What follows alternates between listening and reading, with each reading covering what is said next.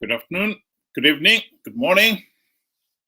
A few weeks ago, somebody produced a cartoon, and I think it captured the concerns of the people of Zimbabwe.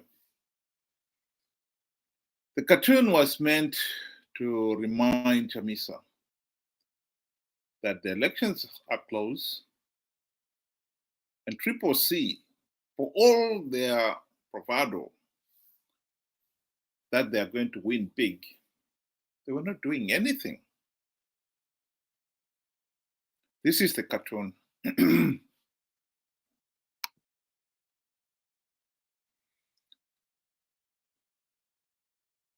the cartoon, it's depicting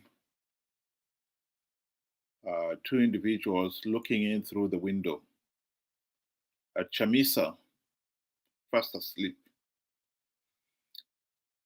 And they are saying basically, Mr. Chamisa, the elections are here. We need to have a plan. We need to have proper structures. And over his bed, Chamisa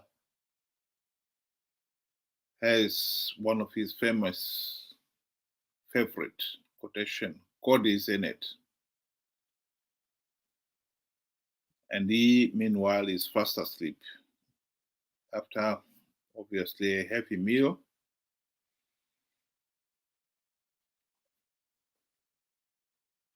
And if those people were rightly concerned, thought that they would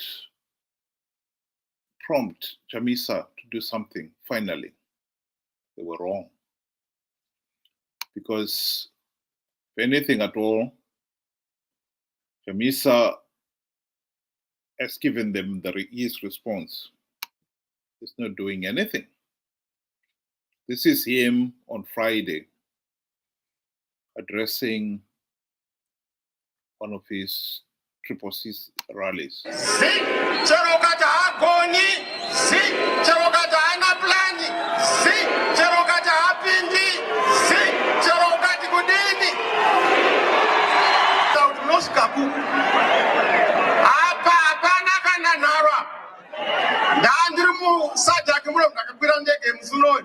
ndichinoona madhara angu muno musadhaki ndichivauzati vakomana ndakuya kuzokujoina patafura zvinhu kuzimbabwe ndapedza.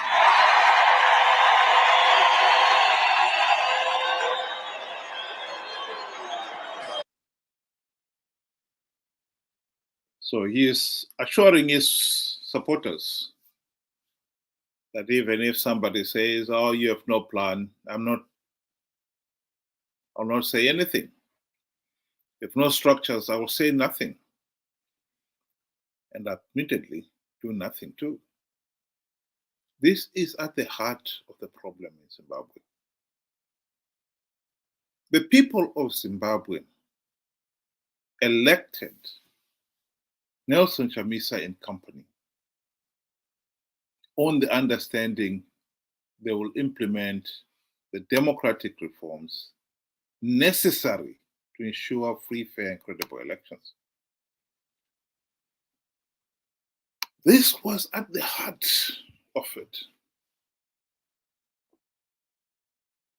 And ever since the party was launched in 1999, it was riding on that popular demand for democratic reforms to stop Zanu PF rigging the elections as the only way to end the Zanu PF dictatorship. Sadly, 23 years later, not even a single reform has been implemented. Chamisa and his MDC friends have spent the last 23 years doing what he's boasting here. Nothing. It seems that the MDC leaders have come to the conclusion that they rose on promised the people that they will implement the reforms, as their name suggested, the movement for democratic change. And once elected into positions of power, they have decided to do absolutely nothing. Even when they had the golden opportunity to implement the democratic reforms during the GNU, they failed to implement even one token reform in 5 years of the GNU. And they boast about it. And they think that is actually a virtue. That is what Chamisa is boasting about here. And yet, after saying he has done nothing, he's telling, I was on the plane, I flew, went to visit some of the SADC leaders to tell them that I'll be joining them at the table. In Zimbabwe, everything is finished. In other words, CCC is going to win these elections and have a landslide victory. The truth of the matter is, he has done nothing. He has not implemented one meaningful democratic reform. Zanu PF is going to blatantly rig these elections, as it has rigged past elections. So why he's boasting that he's just the job is done in Zimbabwe, he's convinced he's going to win, when he has done nothing, it beggars belief. We are caught up in this vicious cycle. And the main problem with it is, of course, that as far as he is concerned, CCC's main task is to hold the position as the country's main opposition party. Don't have to implement any reforms. They'll keep on participating in these flawed elections, just as long as they win the few seats that are available that Zanu PF is giving away to entice the opposition to participate. They are content with that. As long as they maintain their position as the main opposition, they will be ready to form the next government when this government has exhausted itself, or people have reached the point where they are so desperate for change, they go on the street, or there is another coup. As for themselves, Chamisa and friends are not going to do anything.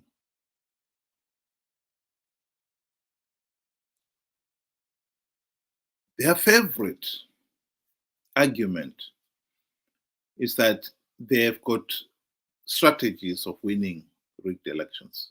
But the truth of the matter is, whenever you ask him what are the strategies, he will never tell you, because they have none.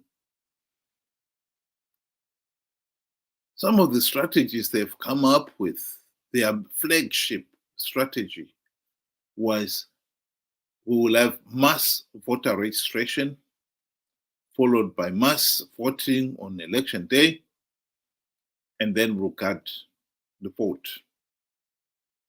We protect the vote. Well, the first aspect of that was that in the first 4 years since the 2018 elections, when they were mobilizing their people, or supposed to be mobilizing their supporters to go and register to vote, as of May last year, 4 years after the voter registration exercise was supposed to have started, according to ZEC, only 250,000 people had registered to vote. Even if we assume that 250,000 were all CCC supporters, that constitutes only 4% of their own set target. They had set themselves a target of registering 6 million.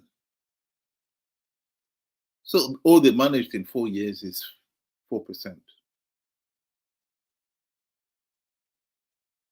The other day, I showed a video of Professor Jonathan Moyo explaining, making it abundantly clear that ZEC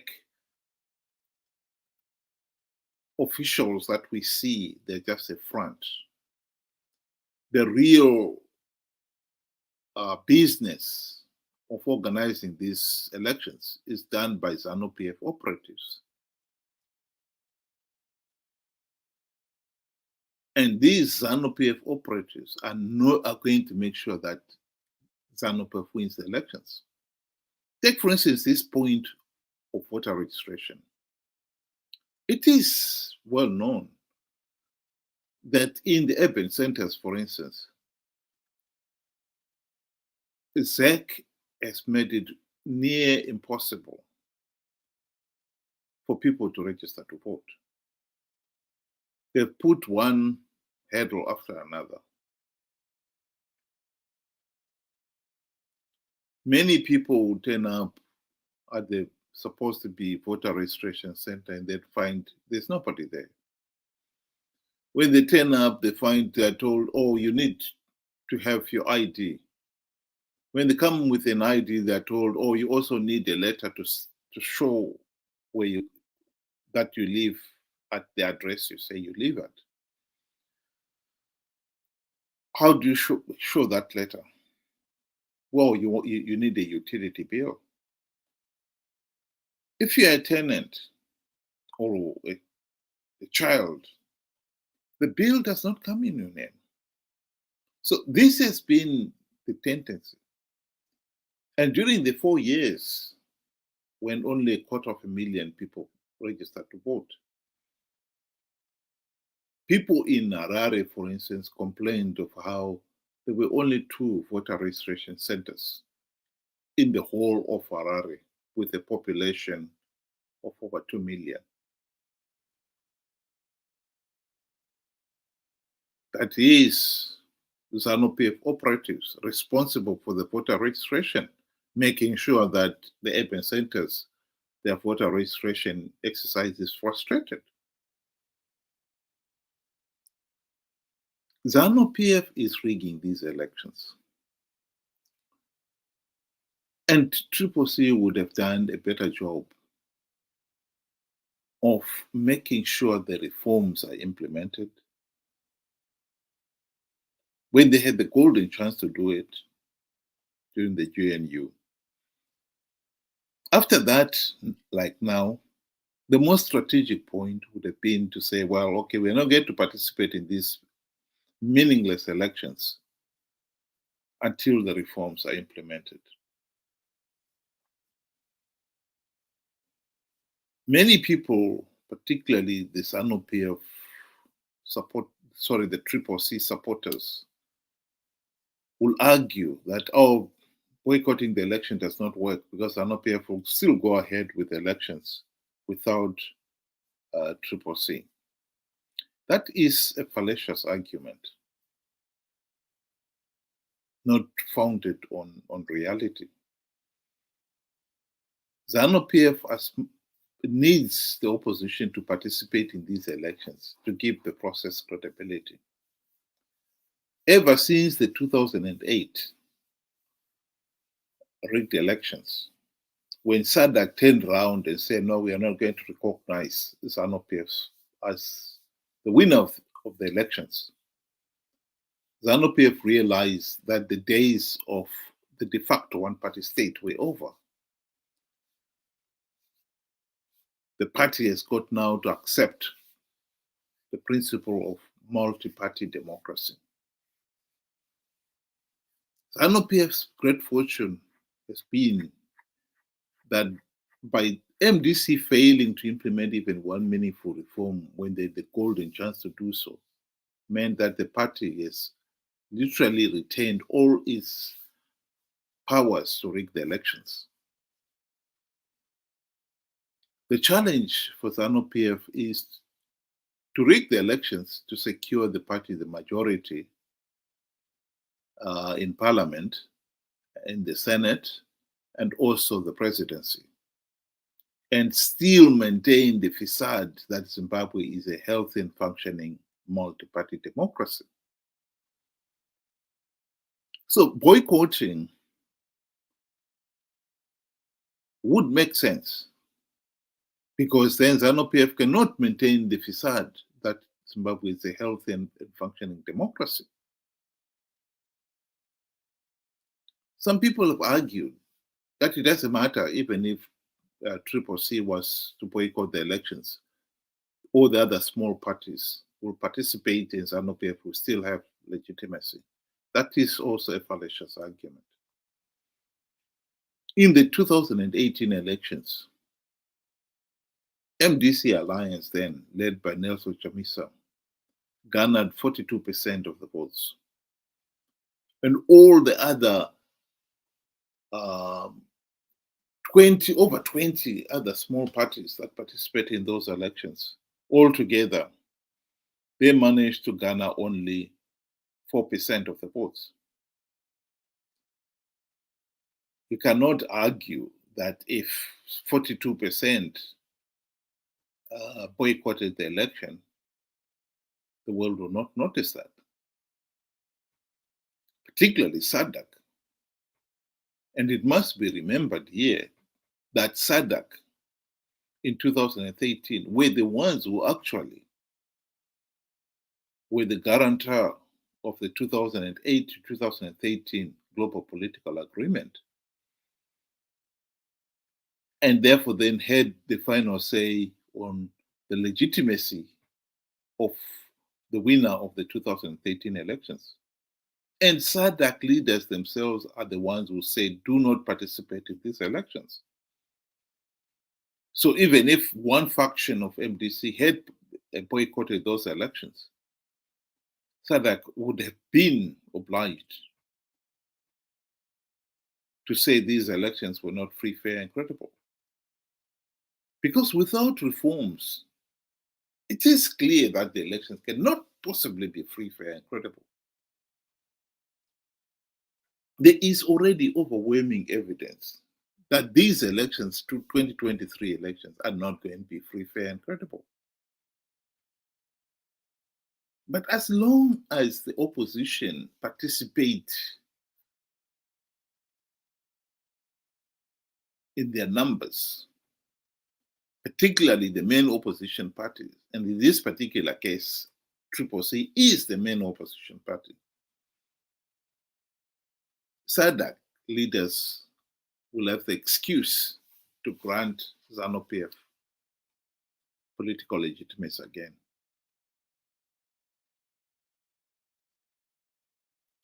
It is a fact that we cannot deny that by participating in these elections, the opposition is giving Zanu PF the legitimacy, and they know it.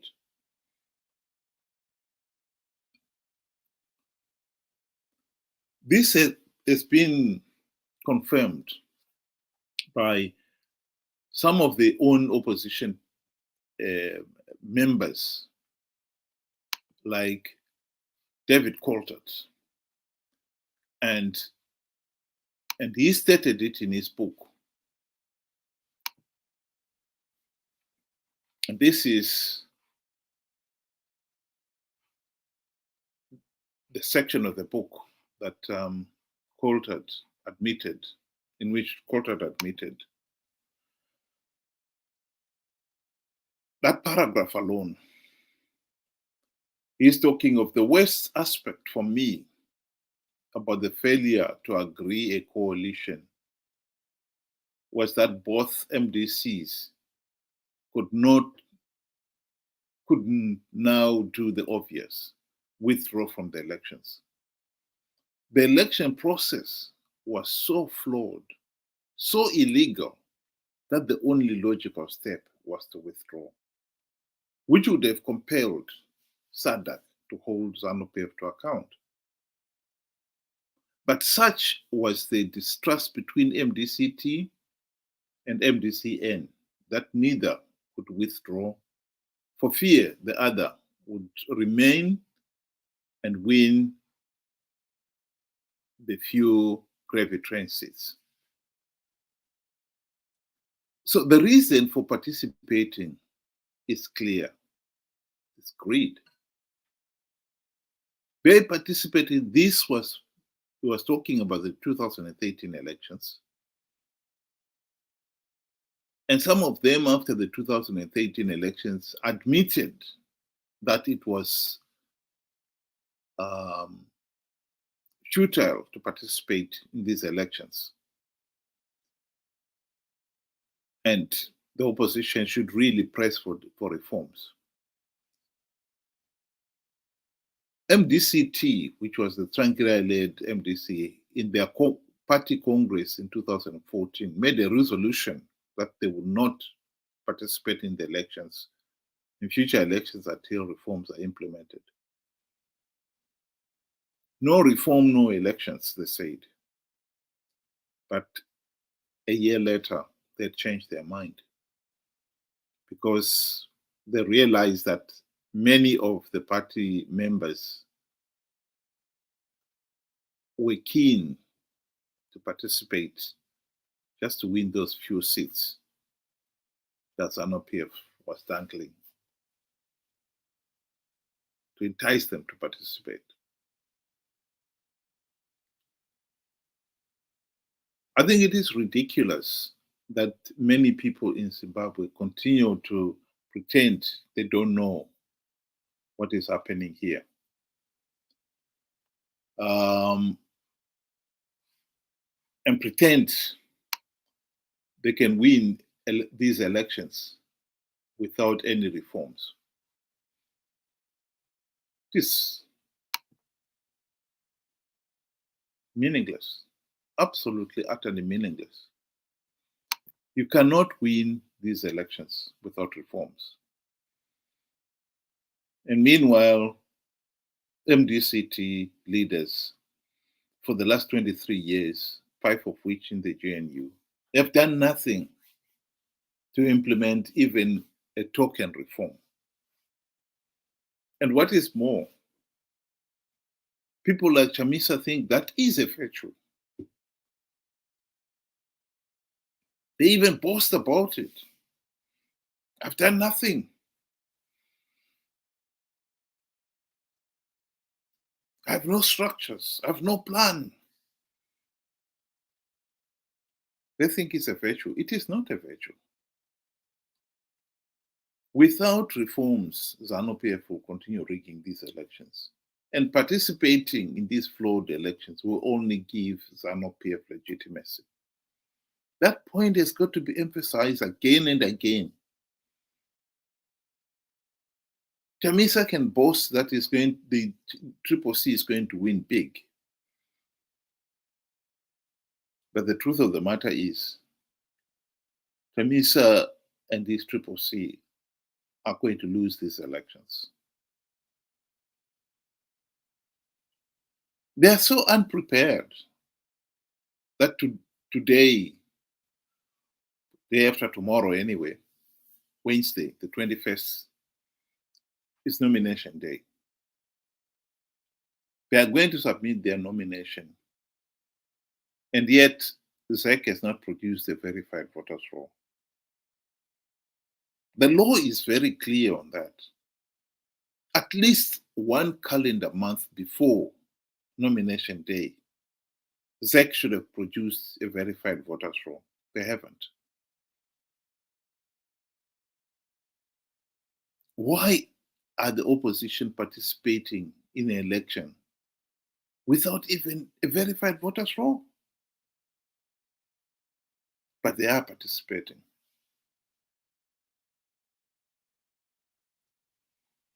Of course, Zanu PF, if they have got the voters roll, they have got total control of it. They know who is on the voters roll, who is going to vote, who they are going to, they've made sure that they will not be able to vote, and so forth. How can they possibly lose an election like that? By participating, you're giving the process credibility.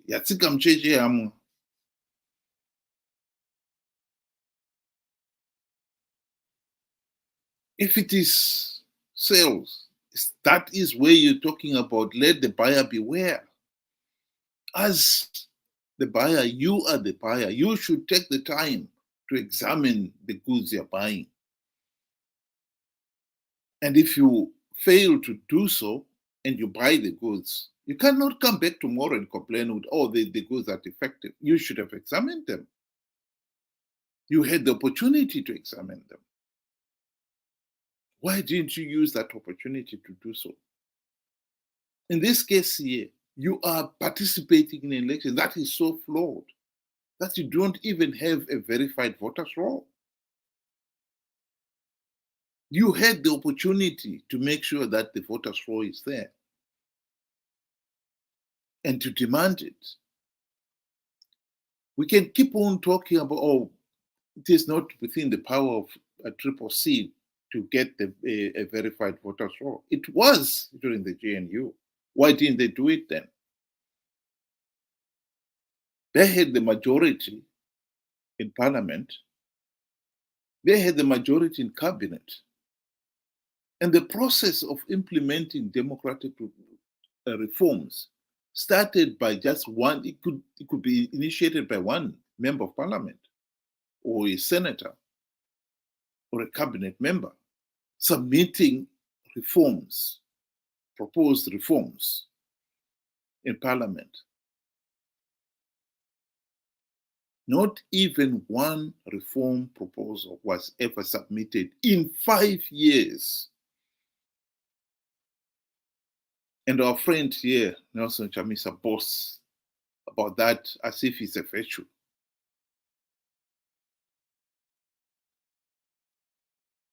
People are calling for a plan. I have nothing. Calling for structures. I have nothing. As if it's a virtue. You were elected into positions of power these last 23 years for the primary purpose of implementing democratic reforms to stop Zanu PF rigging the elections. You failed to implement even one reform. You're participating in these 2023 elections, knowing fully well that you have not implemented even one reform. Zanu PF is going to rig these elections. And you still go around boasting that your CCC is going to win big. I think people should denounce this process now and not wait for the day after the elections, when we know that Chamisa and company will be the first ones to complain that the elections were rigged. And yet, all along, they pretend that these elections are done, that they are going to win them. Everything is buttoned up. They can't possibly lose these elections.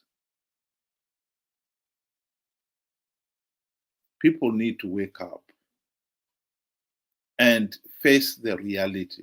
We cannot, as a nation, keep on repeating the same mistake. 43 years of failed elections, rigged elections.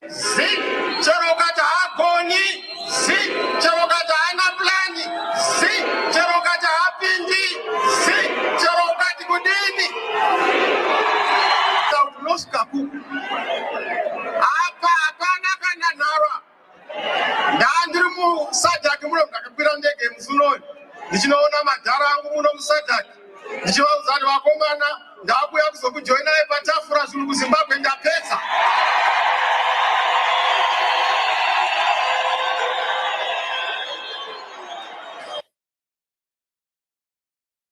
Really? Chamisa is joining the SADC leaders at the top table because he's done everything in Zimbabwe to win these elections. And yet he himself admits that he has done nothing. He has no plan. His party is composed of, so far, the only people who are seen are Chamisa himself, the party spokesperson, Mahera, and the deputy. That's it. We are looking at that as a government. This is laughable. Without reforms, Zanu PF is rigging these elections. That is the reality that we have got to accept. And I think people of Zimbabwe have got to wake up to that reality. Without reforms, we are not going to have any meaning. In fact, without reforms, and we participate in these elections, which is what CCC is doing, we are only giving SADC the excuse to grant Zanu PF legitimacy at the end of these elections. So I repeat, the challenge for the people of Zimbabwe is to make sure that Zanu PF does not get legitimacy at the end of this flawed election process. And the only sure way to make sure that doesn't happen is to denounce the elections, to denounce the process now, not to have to wait until the day after the elections. That would be too late. Denounce them now. This process is flawed. How can we have an election without a verified voters roll? How can we have an election without free public media? Public media is absolutely crucial. People are going to make decisions on the basis of being informed. How are you going to inform them without a free public media? At the present moment, all the public media covers is the ruling party.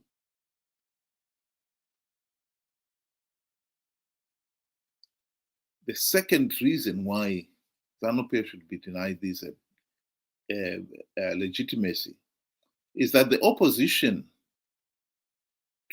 Chamisa and company, are participating in these elections out of greed. As David Coulthard admitted in his book.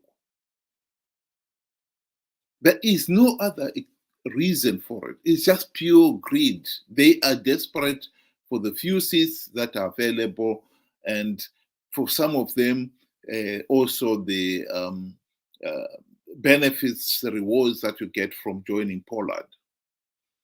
And that's why some of the newcomers are all jumping in on the bandwagon to join and participate in these elections. But they all know Zanu PF is going to win its majority and the presidency, but they are after the few seats that are available. These oppositions have no political credibility. And for SADC to use this as an excuse for granting Zanu PF legitimacy is totally unacceptable. SADC, of all people, know that the opposition lost political credibility during the GNU by failing to implement even one meaningful democratic reform. Why are they now pretending that they've somehow regained their political credibility? We cannot afford another 5 years of this corrupt, incompetent, and tyrannical Zanu PF. Already up to 49% of Zimbabweans out there are living in abject poverty. The country is a failed state. Basic services as education, healthcare, clean and running water, and for those who live in urban centers, electricity, cannot be guaranteed in Zimbabwe. Load shedding is the norm. Many people go for weeks on end, if not months on end, without clean running water, even in the urban centers, let alone in the rural areas. In this day and age, Zimbabwe is a failed state. That is not going to change until we change the system. And Nelson Chamisa and company are not going to do anything to change the system. All they are doing is sitting tight, participate in these flawed elections to win the few gravy train seats that are available so that they can confirm their position as the Zimbabwe's main opposition party and await what comes next. How long are we going to wait? How long are we going to pretend that we're delivering change when we are not? Zimbabwe cannot afford to see Zanu PF granted political legitimacy after the 2023 elections. That is a fact that we've got to face. That is a fact we've got to deal with now, not to wait until the 24th of August. The process must be condemned now. If we fail to speak out now, then it will be assumed that we all are happy with the process, that we all approve of an election without even a verified voters roll, that we are all happy with Chamisa doing absolutely nothing when he has got the chance to implement democratic reforms, and that he can boast about doing nothing as if that is the virtue. That is why people risk life and limb to elect him, so that once in power, he can sit and do absolutely nothing. It's tragic, isn't it? That somebody was elected for a specific purpose, and then he does nothing about it for 23 years, 5 of which in the GNU, and he even boasts about it, of how he has done absolutely nothing, as if that is his strength. That is a virtue. People of Zimbabwe themselves must be clear what they want. And I think what we should clearly state here and now is that we want the reforms to be implemented so that we can have free, fair, and credible elections. To trade that in for an empty promise of Chamisa winning rigged elections because he has got strategies of winning rigged elections is the most ridiculous proposition I've ever heard. You are giving up your fundamental right to free, fair, and credible elections for the sake of the opportunity to win rigged elections? That's amazing.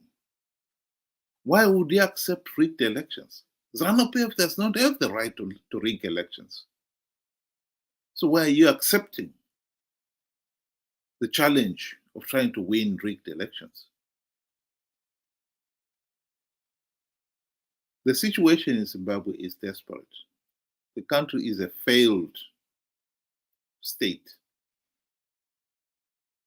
And I think if we do not do anything about it, this is the kind of thing that will lead to a nation becoming unstable. Look at what is happening in other countries like Sudan, what has happened to Libya. It's decades of doing nothing, and you pay for it. Zimbabwe, we are not that far away from becoming unstable. Millions of people there who have got absolutely no future are the ones in desperation who will risk everything to go on the street to fight to end this oppressive system. Of course, the regime will be waiting for them. There is a fair chance that on the 24th or that weekend, soon after the elections, there will be street violence.